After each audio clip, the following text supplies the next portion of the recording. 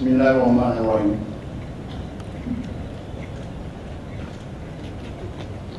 Yang berbahagia Lieutenant General Datuk Seri Panglima Haji Ahmad Hasbullah bin Haji Muhammad Nawawi, Timbalan Panglima Tentera Darat.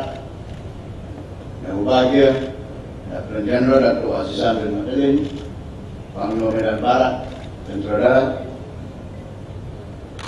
Yang berbahagia Lieutenant General Datuk Muhammad Zaki bin Haji Mokhtar, Panglima Medan Timur Tentera Darat. Panglima Formasi Datuk Perwira SMR PD Pegawai Warna 1 Hayazi bin Abdul Aziz, para bintara, petanda dan prajurit serta hadirin yang saya kasihi sekalian. Assalamualaikum warahmatullahi wabarakatuh, dan salam sejahtera dan salam satu Malaysia.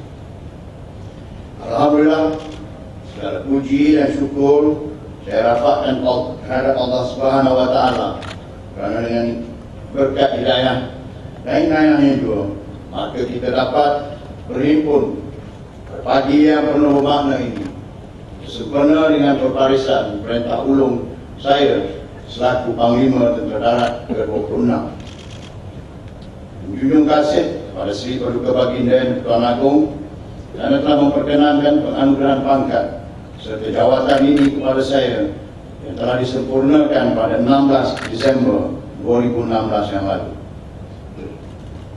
Ikrar dan setia dengan sepenuh hati yang tidak belah bagi saya lafazkan pada Sri Paduka Baginda yang Tuan Agong selaku pemerintah tertinggi Angkatan Tentera Malaysia.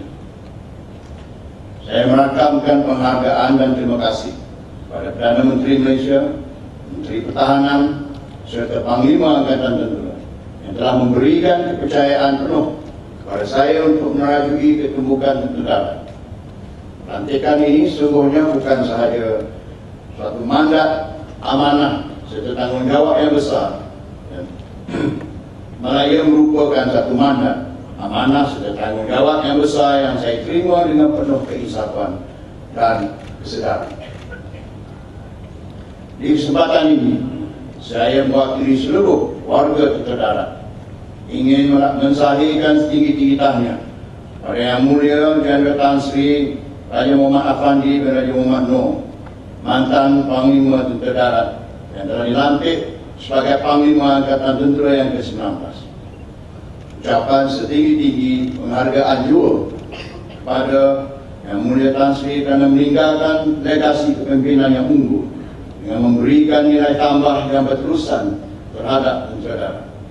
InsyaAllah dengan petunjuk dan pimpinannya juga, saya akan meneruskan kecemerlangan ini dengan penuh dedikasi, amanah dan tanggungjawab.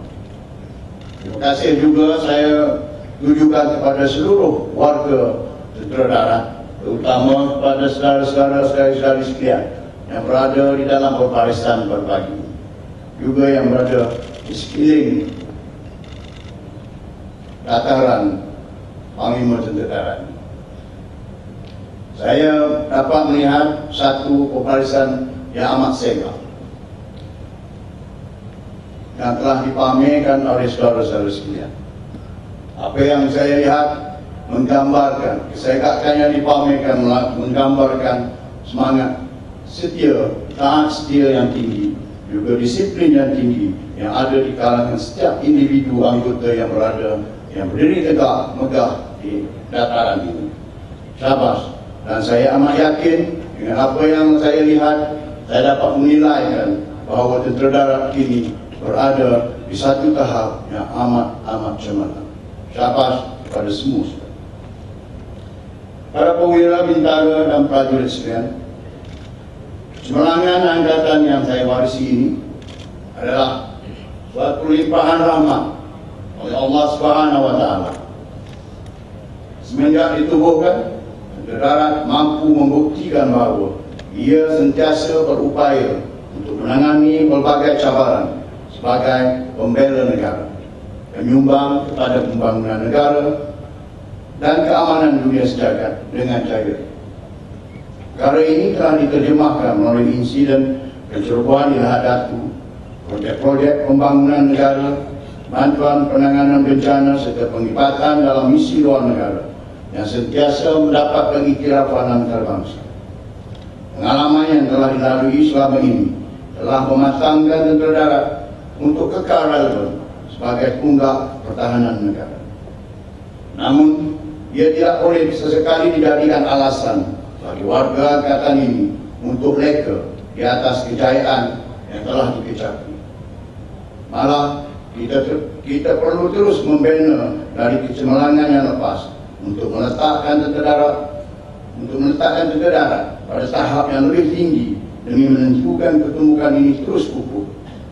Justru saya menyuruh pada segenap lapisan warga tentera darat untuk mengurak langkah bersama-sama saya, berganding bahu serta merapatkan barisan untuk menjadikan angkatan ini sebuah pertumbukan utama pada benteng pertahanan negara.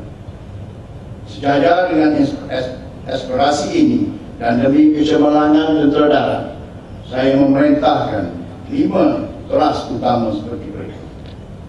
Pertama, perkasakan kesiagaan angkatan.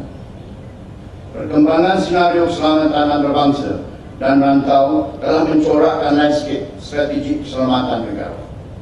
Keadaan ini menuntut tentera darat agar memperkasakan kesiagaannya bagi menghadapi segala bentuk ancaman dan cabaran dalam berbagai dimensi, sama ada tradisional maupun bukan tradisional. Ini amat penting kerana kesiagaan yang tinggi akan memastikan tentera darat mempunyai keupayaan menangani berbagai ancaman secara tuntas atau total. Oleh yang demikian, saya berkehendakkan kesiagaan tentera darat ditingkatkan melalui pembangunan 3 elemen berikut, yaitu modal insan, doktrin, dan angkatan, force development.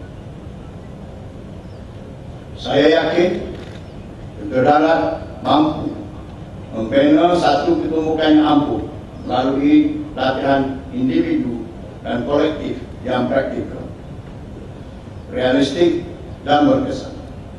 Maka saya tegaskan di sini, tanggungjawab utama melaksanakan latihan didala sepenuhnya oleh setiap lapisan pemerintahan. Penekanan harus diberi terhadap perkara-perkara asas latihan bagi membentuk prajurit tentera darat yang lasak dan terampil, yang secara kolektifnya akan menghasilkan sebuah angkatan yang mampu menangani apa jua tugas. Sungguh pun begitu, dengan melaksanakan latihan saja tidak akan menjamin kepada keperkasaan kesiagaan seorang prajurit. Ia mestilah dipadankan dengan ujian dan evaluasi yang akan menilai keberkesanan terhadap latihan yang dilaksanakan.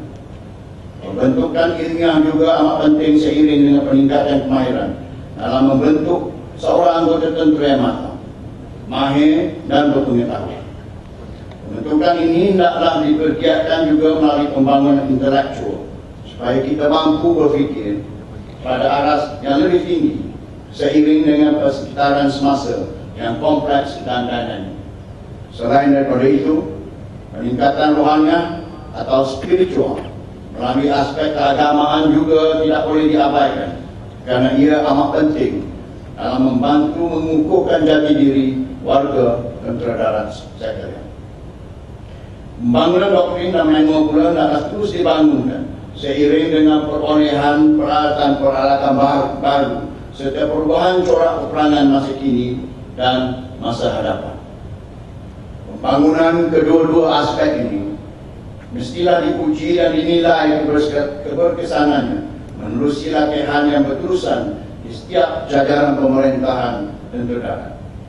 Kesimpulannya, pada apa yang telah dinyatakan tadi, pengadunan ke semua elemen-elemen ini apabila dilaksanakan dengan betul dan konsisten, akhirnya akan menjurus kepada penghasilan modal insan yang mahir dan berpengetahuan, serta cekap dalam mengendalikan sistem persenjataan, berteknologi tinggi, dan seterusnya melonjakkan kesiagaan angkatan ini. Pembangunan modal insan dan doktrin telah didukung dengan perancangan pembangunan angkatan yang mampan. Justru itu, rancangan pembangunan strategik tentera darat Army for Next G perlu diteruskan bagi memastikan usaha untuk memperkasakan kesiagaan tentera darat dapat direalisasikan di masa hadapan. Rancangan strategik ini adalah kesinambungan dari rancangan terdahulu, yaitu Army 2010 yang menjadi legasi kecemerlangan tentera darat. Bagi generasi warga tentera darat yang akan datang, Army for Next G akan diwariskan kepada mereka untuk menentukan tentera darat masa hadapan terus bersedia untuk menjadi tunjang pertahanan negara. Namun, pembangunan ini tidak mampu untuk direalisasikan sekiranya aspek pengurusan dan penyelenggaraan kelengkapan sedia ada maupun yang bakal diterima tidak dilaksanakan secara efektif dan efisien oleh semua formasi-formasi tentera darat. Para perwira bintara dan prajurit sekalian, perkara kedua adalah pengukuhan kesepaduan angkatan ataupun cohesion. Tentera darat sebagai sebuah angkatan mestilah memberi penekanan kepada kesepaduan warganya dalam mendukung tugas hakiki mempertahankan negara. Kesepaduan ini haruslah sentiasa digarap supaya ianya tidak disemari oleh budaya tidak sehat yang boleh memecah belahkan kita. Warga tentera darat semestinya berbangga kerana ketemukannya wujud pada hari ini. Berdiri teguh siaga kerana sikap warganya yang sentiasa bersatu dalam melaksanakan tugas maupun ketika menghadapi berbagai cabaran. Kesatuan ini memerlukan pengukuhan kesepaduan angkatan yang bertunjangkan kepada kesetiaan, kepatuhan, semangat setia kawan, dan sifat kepunyaan, sense of belonging, terhadap nilai sepunya ataupun shared value yang ditunjang oleh tentera darat. Kesetiaan yang saya maksudkan adalah melalui perhubungan vertikal di antara pemerintah dan anggota yang diperintah. Dalam memperkukuhkan nilai kesetiaan ini, pemerintah mestilah sentiasa memamerkan kesetiaan kepada mereka yang dipimpin agar mereka sentiasa terbela. Kepatuhan yang dipimpin pula kepada pemerintah pula mestilah tidak boleh dipertikaikan kerana profesion ini memerlukan tentera darat melaksanakan tugas secara mutlak atau decisive tanpa ragu-ragu. Secara ringkasnya, kesetiaan memerlukan perhubungan dua hal yang mesti diamalkan secara menyeluruh. Manakala kepatuhan kepada setiap dasar peraturan perintah akan mengukuhkan lagi organisasi tentera darat. Justru setiap anggota yang diperintah akan melaksanakan tugas dengan ikhlas, rajin serta gigih berusaha untuk mempertingkatkan mutu perkhidmatan serta keupayaan diri sendiri, mengekalkan tahap disiplin,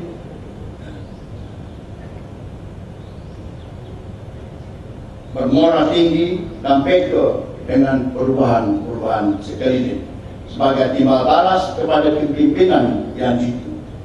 Kesimpulannya, keadaan ini akan menguatkan semangat esprit atau kekitaan yang menanamkan sifat sayang dan organisasi di kalangan warga tentera darat. Berlandaskan kepada etos ketenteraan yang menjadi amalan kita, kesemuanya perlu disuburkan melalui sistem regimental supaya kesepaduan yang sedia wujud dapat dibendung dan dari perpecahan. Tentera darat sebagai sebuah keluarga besar amat memerlukan barisan kepimpinan yang setia kepada anggota bawahannya serta warga yang patuh kepada arahan dan peraturan yang menunjangi disiplin serta kesepaduan kita. Oleh yang demikian, kesempurnaan hari yang penuh bermakna ini, saya ingin memperkenalkan logo slogan tentera darat, yaitu Tentera Darat Satu Kerana Bersatu. Perkara ketiga adalah peneguhan profesional. Peneguhan profesionalisme bagi memenuhi aspirasi rakyat yang sentiasa menagihkan keamanan berterusan menerusi kewujudan tentera darat. Setiap warganya perlu bersikap profesional. Profesional di dalam tentera darat mestilah bersandarkan kepada profil keprajuritan, soldiers profile, yang memerlukan setiap warganya mempunyai perwatakan fizikal yang unggul, keterampilan serta kemahiran tinggi, dan ia berkait rapat dengan pembangunan modal insan yang telah saya nyatakan dengan mendalam sebelumnya. Peneguhan ini dapat dimanifestasikan melalui peningkatan pendidikan dan latihan secara berterusan dan efektif yang mampu menjana keupayaan dan kapasiti warga tentera darat dalam menangani cabaran dari pelbagai spektrum. Teras ini perlu dikembangkan secara holistik oleh setiap lapisan pemerintahan untuk sentiasa berusaha mencapai kecemerlangan dalam pelaksanaan tugas yang diamanahkan kepada tentera darat. Aspek kecerdasan tubuh badan, pengekalan body mass index ataupun BMI, peningkatan daya intelektual dan pengukuhan jati diri adalah merupakan dasar yang perlu diperkasakan oleh semua pemerintah terhadap anggota di bawah naungan masing-masing dalam usaha menjurus kepada membina perwatakan warga tentera darat yang profesional. Sesungguhnya peneguhan profesionalisme ini akan menambah keyakinan rakyat dan negara terhadap keupayaan tentera darat menggalas tugas keras mempertahankan kedaulatan tanah air serta memberi sumbangan terhadap pembangunan negara. Para perwira bintara dan prajurit sekalian, perkara keempat adalah pemantapan pengurusan organisasi. Sebagaimana yang diketahui umum, kepimpinan sebelum ini telah berjaya memacu tentera darat sebagai satu angkatan yang mempunyai pengurusan organisasi yang mantap, kewibawaan dan diiktiraf umum. Kecemerlangan ini tidak seharusnya membuat kita reka dan selesa. Sebaliknya, ia hendaklah dijadikan pemangkin untuk kita terus berusaha menggarap kejayaan yang lebih cemerlang. Sebagai buktinya, penerapan 5 bintang yang diperoleh ATM baru-baru ini di dalam sistem star rating adalah berdasarkan kepada kecemerlangan ketiga-tiga perkhidmatan, termasuklah tentera darat. Lebih manis lagi, ATM turut memperoleh markah tertinggi dalam kategori agensi jabatan utama perkhidmatan awam Malaysia dengan mencatat 98.07%. Saya percaya semua kejayaan yang kita capai ini sehinggalah ke hari ini merupakan cerminan budaya kerja cemerlang yang diamalkan oleh kita. Sesungguhnya untuk mengekalkan suatu kejayaan itu adalah lebih sukar dari mencapai. Justru itu saya berkehendakkan budaya kerja yang unggul. Budaya kerja yang unggul ini terus ditingkatkan, diperkemaskan dan ditambah baikkan dengan meletakkan sasaran tentera darat sebagai entiti yang tersohor di kalangan yang terbaik selama ini. Oleh yang demikian, saya berkehendakkan ada aspek pemerintahan, kepimpinan dan pengurusan yang berwibawa dihayati supaya setiap langkah yang diambil adalah berteraskan integriti dan keterusan. Amalan ini tidaklah diterapkan secara komprehensif bagi mencegah timbulnya dorongan tindakan di luar batasan peraturan dan penyalahgunaan kuasa. Ia boleh dikawal selia melalui metode menyemak dan mengimbang ataupun checks and balances di setiap formasi.